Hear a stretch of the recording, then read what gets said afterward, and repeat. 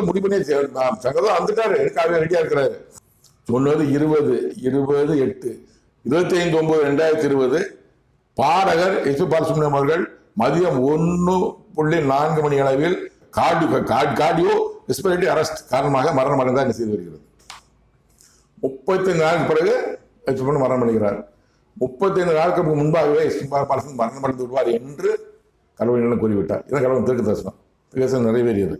ஒரு மனிதனின் மரணத்தை நிர்ணயிக்கிறது கடவுள் தான். அது என்ன சொல்றாரு, எப்படி தெரிஞ்சுக்கோங்க நீங்க. நான் ஒரு வல்லமை உள்ள கடவுளா பூமிக்கு அனுப்பப்பட்டவனுங்கிறது கடவுளுடைய குமாரன், நேசகுமாரன் என்பதை தெரிந்து கொள்ளுங்கள். சரிங்களா? நான் பெருமைப்பட சொல்லல, என்ன சொன்னதை நான் சொல்றேன். கடவுள் என்ன சொன்னா சொல்றேன். யாரா சொன்னா சொல்லுங்க, நீங்க என்ன சொல்ல கடவுள் பேசுறான்னு சொல்லுங்க.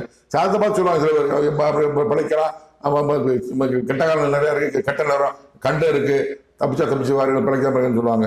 அது மாதிரிதான் இறந்தாரு.